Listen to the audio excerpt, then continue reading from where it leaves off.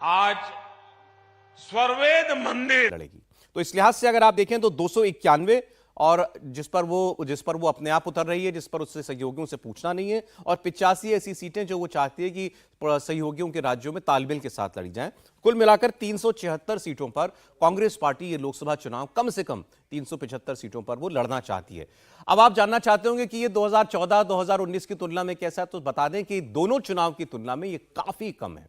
2014 के चुनाव में 450 से ज्यादा सीटों पर कांग्रेस पार्टी ने चुनाव लड़ा था। 2019 के चुनाव में भी लगभग 425 सीटों पर कांग्रेस पार्टी ने अपने उम्मीदवार उतारे थे। तो उससे लगभग 50 सीटों कम पर कांग्रेस पार्टी इस बार अपने कैंडिडेट उतार सकती है। और हम सब जानते हैं कि जितने कम सीटें लड़ेंगे, जीत की संभावनाएं भी उतनी ही कम है। अरविंद केजरीवाल की बात भी आपको बताएंगे। अरविंद केजरीवाल विपश्यना के बाद बाहर आए हैं, तो उन्होंने यह साफ कर दिया कि वो इंडिया अलायंस के एक मजबूत साथी हैं और जितनी सीटें भी उनको अलायंस के तहत मिलेंगी उतनी सीटों पर वो लड़ेंगे। और उन्होंने लेकिन ये जरूर अपनी एक शिकायत जाहिर की और तंज कसा है कांग्रेस पार्टी पर खासतौर पर और बीजेपी पर भी, कि उनका शब्द था गारंटी, जो लेकर के वो चुनावों में जाते थे, और ये शब्द कांग्रेस और बीजेपी जैसी पार्टियों ने चुरा लिया है। लेकिन अब इन्हीं दोनों पार्टियों की आप तालमेल की बात कर लें तो इतना आसान नहीं है कि हम जितनी सीटें मांग रहे हैं या डिक्लेयर कर रहे हैं हम चुनाव लड़ेंगे तो गठबंधन में दूसरे साथी उसके लिए राजी भी हो जाएं। और आम आदमी पार्टी और कांग्रेस दिल्ली और पंजाब में कैसे इस समझौते पर पहुंचेंगे वो इसका सबसे बड़ा उदाहरण है। लेकिन कांग्रेस पार्टी कुल मिलाकर के 376 के करीब सीटों पर चुनाव लड़ सकती है। समीर जी, क्योंकि आपने मुझे एक बार कहा था कि ये 250 के आसपास शायद आंकड़ा रहने वाला है, 250 का कांग्रेस का जी, लेकिन 376 ऐसा लग रहा है कांग्रेस की इच्छा है लड़ने की। मुझे लग रहा है कि कांग्रेस अगर 376 सीटों का आंकड़ा दिया है तो अभी तो ये विचार विमर्श के लिए होगा। कांग्रेस भी जानती है कि जितने सीटें लड़ने के लिए सहयोगी दलों से कहेगी, सहयोगी दल उतनी सीटों पे तो मानने को तैयार होंगे नहीं कि कांग्रेस ने 376 सीटों का जिक्र किया है तो सारी 376 सीटें कांग्रेस को दे दो। कांग्रेस इस बात को जानती है कि हम 376 सीटों का अगर आंकड़ा देंगे तो कहीं ना कहीं 275, 300, 350 पर जाकर कहीं मामला बैठ सकता है। और मुझे ऐसा लग रहा है कि कांग्रेस को भी एक व्यवहारिक रुख अपनाना पड़ेगा। भले ही कांग्रेस 2014 और 2019 के चुनाव में 400 से ज्यादा सीटों पर लड़ी हो, लेकिन यह भी देखना चाहिए कितने सीटों पर उसकी जमानत जब्ती हुई, कितने सीटों पर वो चौथे और पांचवें नंबर की पार्टी रही है। उसको अपनी राजनीतिक हैसियत, जमीनी स्तर की जो वास्तविकता है उसको वो पहचानना चाहिए। मुझे लग रहा है उसी हिसाब से सीटों की डिमांड करना चाहिए। अगर कांग्रेस ये मानती है कि दिल्ली के अंदर वो दूसरे नंबर पर लोकसभा चुनाव में रही थी और ऐसे में से 7 में से 5 सीटें आम आदमी पार्टी से दिल्ली में दे, तो मुझे लग रहा है कि अव्यवहारिक होगा। किसी भी स्थिति में आम आदमी पार्टी दिल्ली में 7 में से 5 सीटें कांग्रेस को नहीं देगी।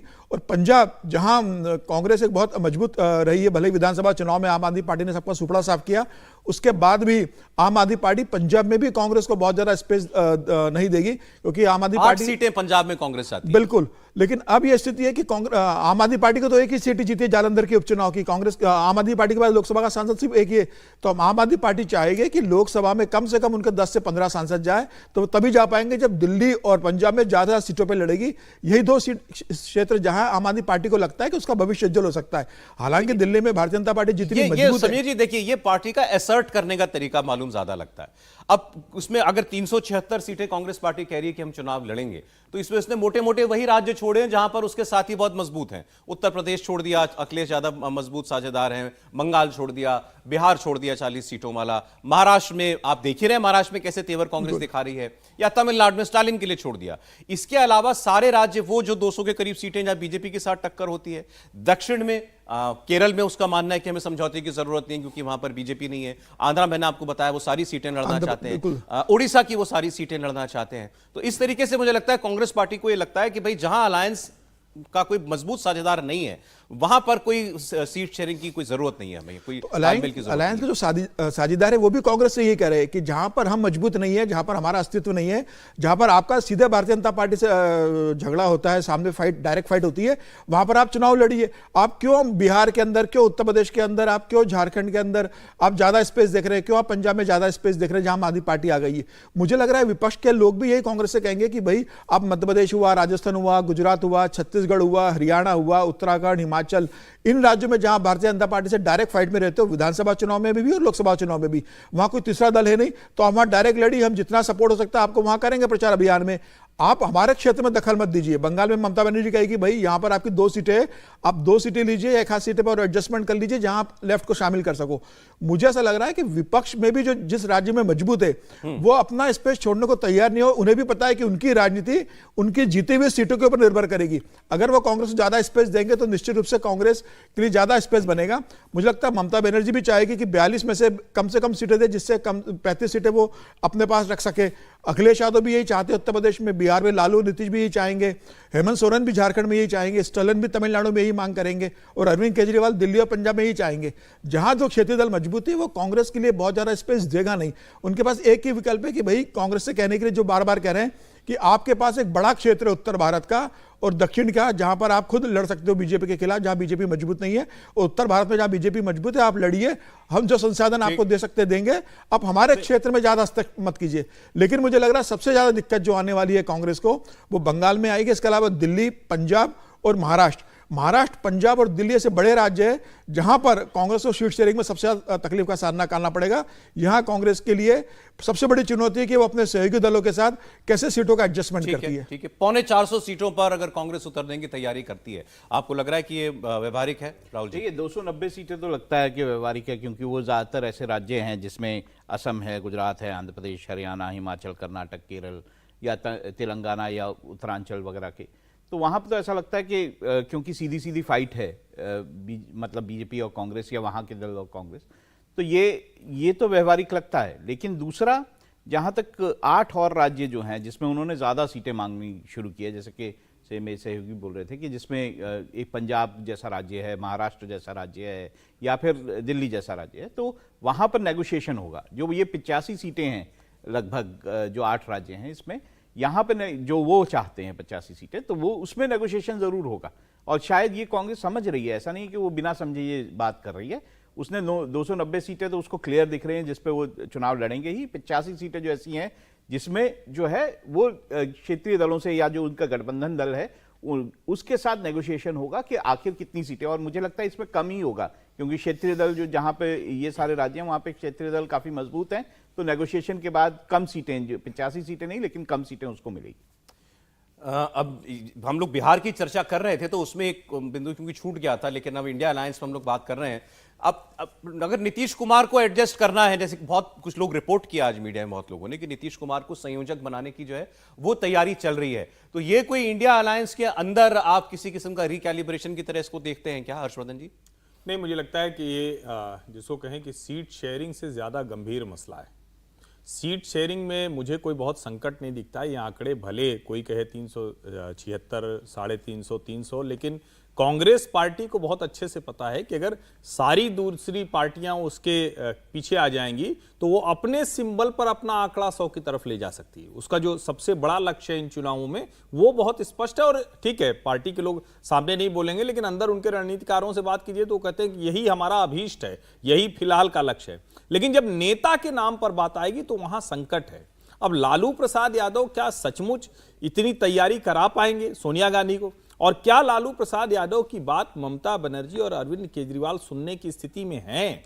क्योंकि नीतीश कुमार का नाम जब तय होगा तो शायद सबसे ज्यादा यही संकट होने वाला है कि ये नेता क्या उनको मानेंगे। और हम लोग बार बार बात कर रहे हैं और ये सचमुच ये कहते हुए थोड़ा अच्छा भी नहीं लगता, लेकिन नीतीश जी की जो स्थिति कही जा रही, मना स्थिति कह लीजिए, उनका जो जोश उत्साह है वो कह लीजिए, या जो उनकी स्थिति दिखती है सार्वजनिक कार्यक्रमों में जो दिखती है, उसके बाद क्या उनको संयोजक के तौर पर ये वाले नेता पसंद करेंगे?